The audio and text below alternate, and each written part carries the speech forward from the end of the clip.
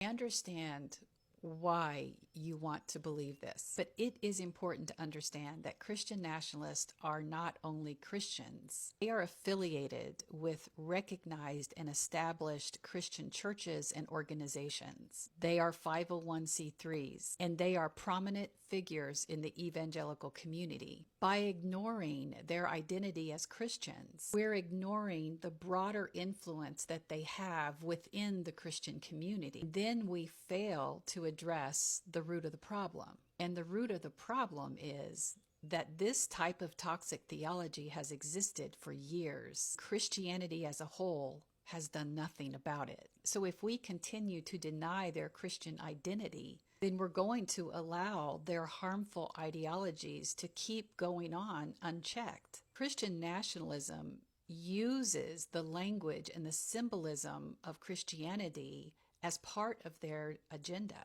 So the way you combat that is not correcting me about them not being Christians. It's returning to the churches and educating them about the dangers of Christian nationalism. It's about empowering Christians to call out this toxic theology. Because let's face it, you feel comfortable coming here and yelling at me because you're able to do so in your anonymity. And that allows you to also be unaccountable for how you're returning to church and calling out the Christian nationalists that are probably sitting right beside you in the pews. Let's not forget how many Christians voted for Trump in 2016 and in 2020. There are plenty of Christian nationalist preachers and prominent figures right now who are proud of their Christian nationalist identity. Paula White Cain was the chair of Trump's Evangelical Advisory Committee. Before that, she led a megachurch and then showed us what it means to speak in tongues when Trump lost. Who doesn't know Greg Locke?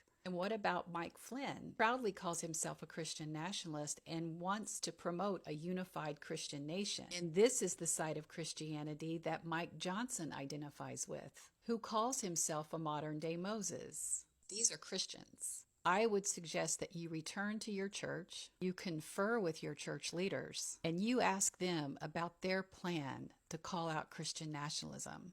I'm doing my part. What are you doing?